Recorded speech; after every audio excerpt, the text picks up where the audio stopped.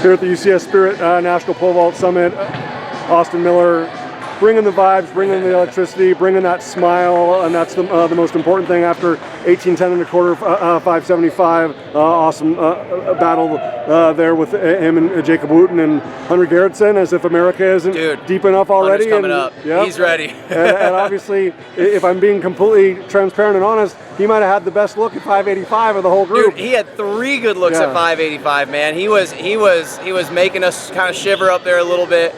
But, you know, Hunter's been looking good, and to see him do it at his first pole vault summit, this was his first time ever, and so to come out here, be on pit 1, first time ever, and you could see, like, you see me smile on the back of the runway, I was seeing him smile on the back of the runway, so he was having fun, and he was really stepping into that moment, which I'm really excited about, because he's expressed that he's looking to get into the post-collegiate scene, looking to get into the professional scene, and that's what you need. You got to make sure that you're having fun and be able to put on the show, and he was ready to do that. Most definitely. Yeah. So if you put a laser straight through my skull from where we're standing right now, obviously the Austin Miller mystique and legacy at the Reno-Sparks Livestock Events Center started directly at the opposite end on pit 2 with that victory, and obviously you're a crowd favorite everywhere you go, but especially here. You're on the Mount Rushmore of crowd favorites, just especially because of the challenges that have occurred either on the runway or off the runway for you. Mentally, emotionally, physically, just how good is it for I mean, the 575, 18:10 and a quarter aside, how good is it for you just to be back here among this community? Dude, it couldn't have come at a better time. Like the past two meets I've had, not great meets. Started the season with a no height down in Key West, 550 in Akron. And it was just it was a messy 550. It wasn't clean. I knew it wasn't good, confident jumping, and a lot of that was just stemming from. There's a lot of changes that have occurred both on and off the track in this past fall and this winter that I've had to navigate, and honestly, just on the back of a great year last year that didn't culminate in an Olympic team. You know, as an aging athlete, which I don't like to say, but I'm 30 years old. I still have every ounce of energy, if not more than I ever have, so I have no intention to stop. But from a professional standpoint, that is getting up there too when looking at from a business perspective. And so I know that without a team, I need to kind of, excuse my French, jump my ass off to really keep my foot in the door and to keep the opportunities coming. And so I put this pressure on myself, this expectation on myself that I need to be performing at a standard that I maybe have never done before, and in that pursuit, I kind of started to lose my joy for the events a little bit, lose my fun, and not in a way where I was like ready to retire by any means, but just in a way that I'd never experienced. Like you said, I've always had so much fun with this, and that's such a key, integral, foundational part of who I am as an athlete, as my identity as a pole vaulter, and it's come to be expected.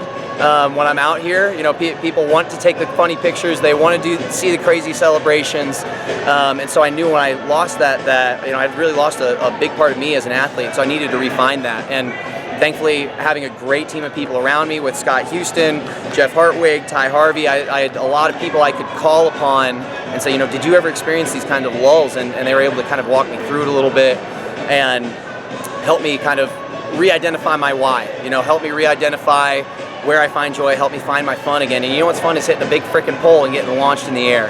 And was able to find that this week leading up to this and kind of start to see how these 2-3 months of kind of like a little bit of a vacuum I was in started to see some light at the end of the tunnel. And I knew that getting into this hugely communal event at the Pole Vault Summit, where the energy is immaculate, the people are immaculate, the competition is great, that was going to be this big tipping point, or I had a feeling it was going to be a big tipping point to help really push me over that hump that I was already verging on cresting. And it's done exactly that, man. And the Summit's a special place. The pole vault community is a special community. I owe so much to it. So much of my growth as an individual, as an athlete, and just as a human being over the past couple years since I won that open competition in 2018. I have grown so much as a human because of the vault community and because of the sport. And so to come back here in a time when I was coming out of a minor identity crisis, if you will. It couldn't have come at a better time, and it delivered nothing short of what I was expecting it to deliver. I appreciate so many things that you just said, but nobody, I believe, in the United States or the world has worked harder and just committed himself 1,000%, 1,000,000%, to this event, to this art, to this sport than you, to have the success that you did last year. But then, like you said, because America and the world is only getting better, as evidenced by what we saw from Hunter Garretson last night. It's just like, it's a blessing and a curse, right? Because it's like, okay, I know I can be top 3 at a U.S. final. I know I'm capable of making a world team, an Olympic team, or whatever. But if you don't do that every single time out, you don't get invited back to Diamond Leagues. You don't get invited to a French tour. So, I mean, I so appreciate you talking about having Jeff in your support system, Scott in your support system, Ty in your support system. Like, how much have you not only communicated with them, but leaned on them? Because I mean, especially for a guy like Jeff, I mean, few people in the history of the event and the sport have more longevity than he does. And Scott obviously is a U.S. champion and has so much wisdom and insight and perspective. So how valuable have they been in just terms of I mean, you can only be the best version of Austin Miller. They can't go out and grip the pole and get down the runway and clear a bar for you. But but just to be able to be like, look, we did it once before. We can do it again. But like, I don't want to make it a have to. I want to make it a want to. Yeah, absolutely. Well, and it was, when it's easy to see the tangible missing pieces of, oh, I need to get faster on the runway, or I need to be a more technical pole vaulter, and say, okay, these are the things that I need to work on. It's much more difficult and much more personal to see to find a mental or an emotional kink in the armor and identify the road out of that and the road away from that. And so it took a little bit of wrestling within myself to approach them with these conversations, because all of them are very successful in their own right. And as someone who is trying to be their level of successful, and live up to the standard, or the level that I hold them at, it was a bit intimidating, because you look at these guys and they're almost more aura than they are human, and it's scary to kind of approach them and approach them in this kind of moment of weakness and express hey, I'm navigating something that is not as fixable as do more sprints or lift a little bit heavier or lift a little bit lighter. I'm navigating something that is emotionally based, and that's very vulnerable, and it can almost feel isolating a little bit. And so, especially Jeff's my agent, and so there's a part of me that doesn't want to go to my agent and say, hey man, my relationship with pole vault's not great right now, what do I do? But dude, he's been there. He went through all of it. He's seen every facet of every side. He's been at the top of every mountain and down at the bottom of every valley. Exactly, man. And so he was so understanding, and same with Ty, and Ty is I feel like he and I are cut from a similar cloth in just how weirdly esoteric and energetically sensitive we can be.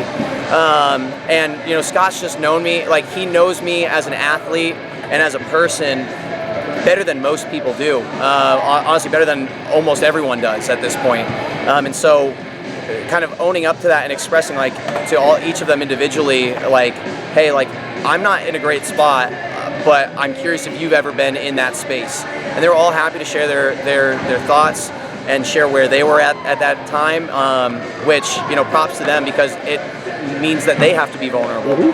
And so sharing that vulnerable space together was really key for me, and very humanizing as well.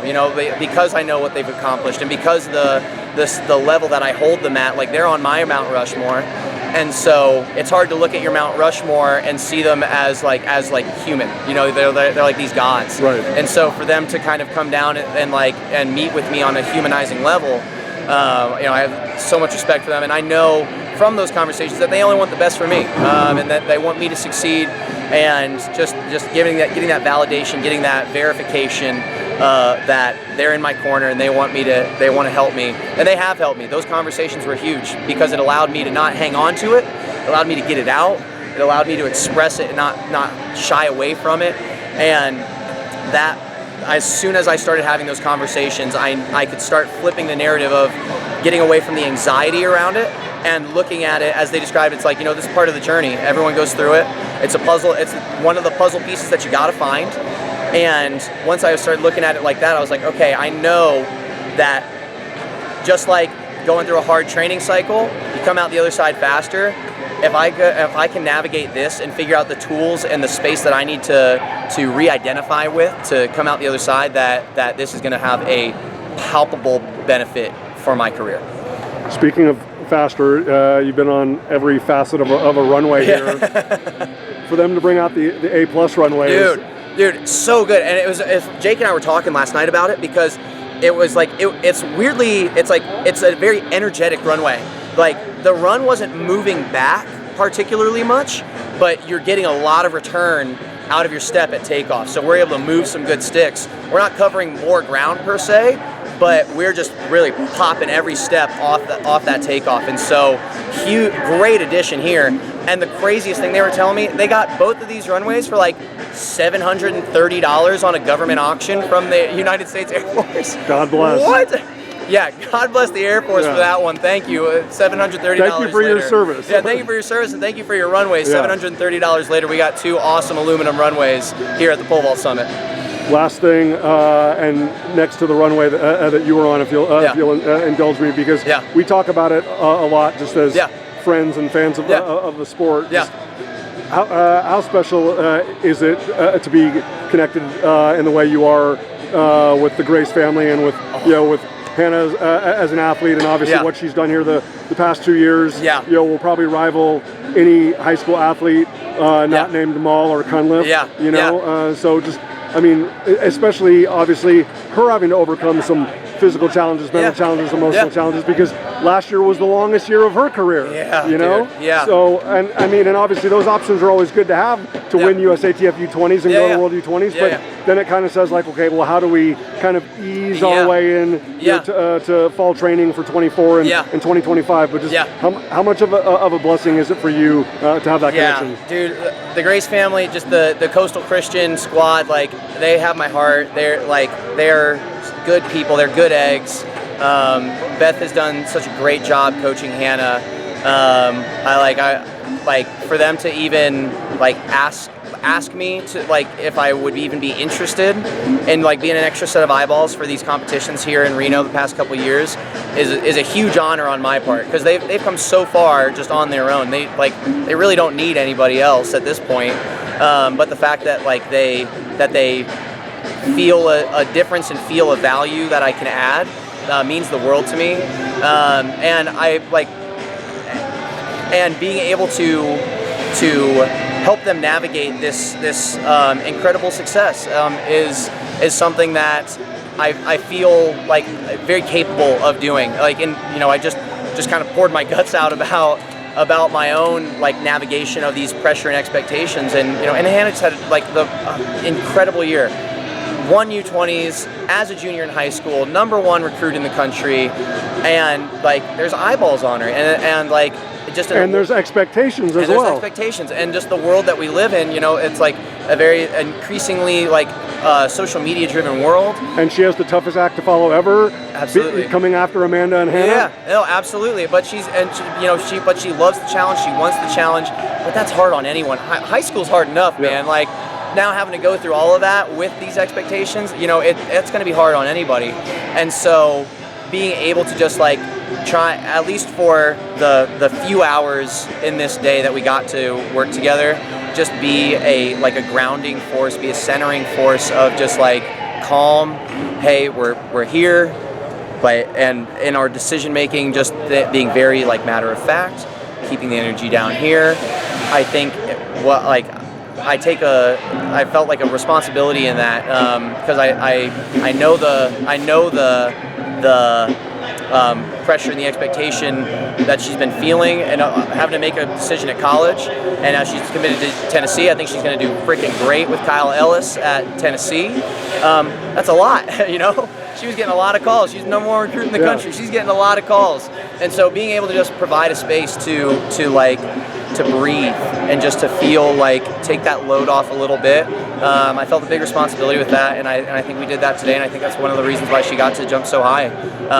I think, well, let me be clear. I think that was like 5% of the reason why she got to jump high today. She's been putting in a lot of work, navigating these challenges. She and her mom have been doing great things. And so, like I was telling you earlier, like, and as people were coming up saying like, you coach Hannah, I'm like, no. Her mom, Beth, that's her coach. I'm an advisor. I'm an advisor. Yeah. I am a day by day, like 2-day advisor. That's all I am. And so it's an honor for me to even be in that space with them. The fact that they even want me to take a picture with her PR board means the absolute world to me. And she's going to go on to do great things. She's smart.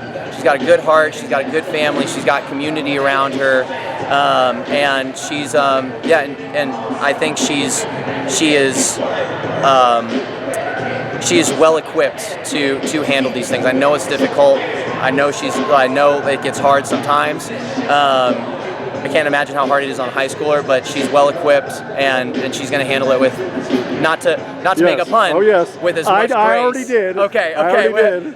It was coming organically. It's like a softball that's just lobbed up there. She's handling it with as much grace as she possibly can, and she always will. Most definitely. Yeah. Well, I think the only person in terms of reaction that rivaled Austin Miller on his 575 clearance might have been Beth Grace. Yeah. And so obviously I'm glad to see that energy is feeding into the ecosystem as well. Absolutely. Austin, you're a true ambassador. This event would not have the joy and the energy and just the passion and the respect for this great event and great sport if you weren't a part of it, whether you're winning open competitions or participating in elite competitions, guiding the youth, signing autographs, taking photos, all of the above. Stay healthy, and we hope for another magnificent year from you. Congratulations. Hey, I'm humbled by all the words, man, and it's my honor to even be a part of the conversation. Congratulations. Thank you, brother.